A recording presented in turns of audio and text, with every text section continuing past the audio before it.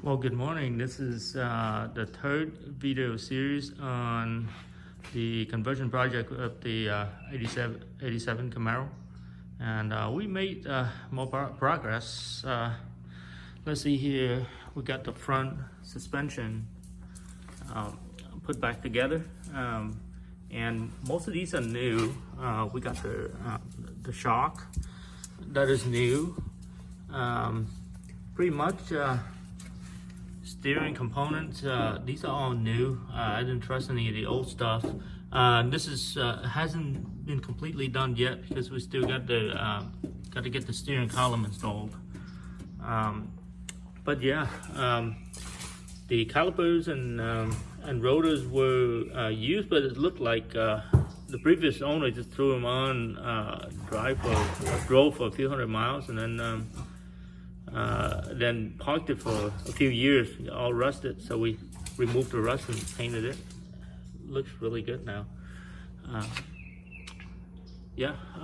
Everything is back. The brake lines are back where they're supposed to be, all cleaned up. We painted the inside with the lizard skin, so it's nice and clean in there right now. For out here, not much done, except for we get the steering column just set up to be put back. It's probably going back today. I went ahead and got the new bushing for it. That goes right into there, and yeah, the old one's kind of worn out, and there's a lot of slack in it. See, headlights went back on, and we cleaned up this plastic piece and got it back. So that's the front end is getting close to being put together, just piece by piece. And let's see what's back here. So we went ahead and took the rear end out. We figured might as well get that done and get it all cleaned up and back together, throw the wheels on, and the car actually can stand on its own. The motor is still sitting here. We haven't done anything. There was a comment from one of the guys saying that this is not LS1. So yeah, he is right. It's an LM7. It's kind of a family of the LS, but I guess it's a variations of LS's, but we're not supposed to call them LS1. So this side, same thing. We painted the inner fender well with lizard skin, so they're all looking good now. Differential rear ends out. I'll take a walk out back and show you guys what we did. It's kind of a big mess. Yeah, so other than that, the car is getting back together pretty nicely. We got the tail light back, so looking from back here, the car is pretty much completed. Back to original. Yeah, like I said, this car is we're trying to get it to look as much original as we could.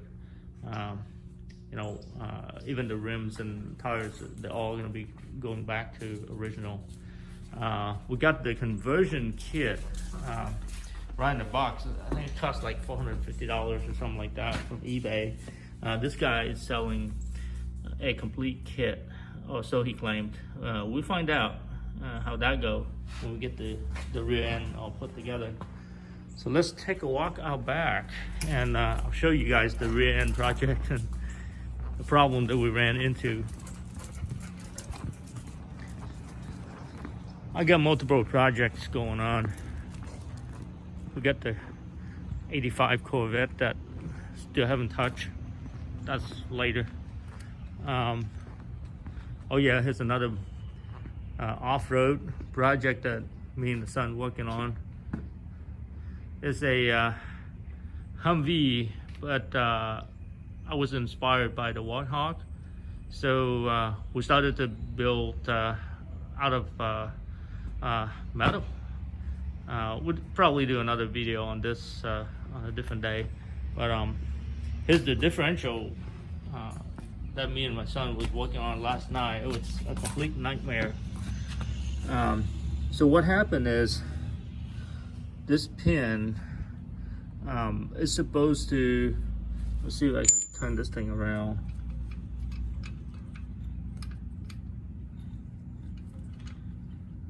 So the pin goes in this hole like that, and on this end it's got this drill through hole which we completely busted to try to get it out, and there's a cross drill hole on this side that that you're supposed to slide through, and then the pin, well, the end of the bolt, there's a pin to go through all the way to the other side to hold that pin in, and that pin is supposed to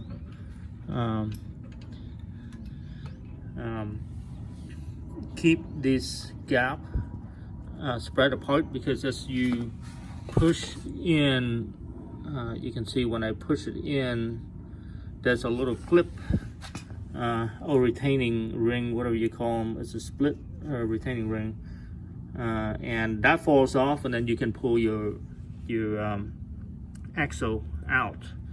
Well, the problem was the previous owner, I think he tried to do a brake conversion or whatever he was trying to do.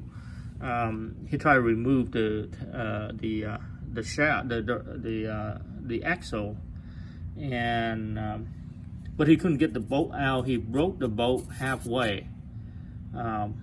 We couldn't drill the bolt out because you can see there's like all these on the way. The only way we can do is drill from the top, and that's what we did. We drilled from the top and tried to drill right through the bolt and to get it out.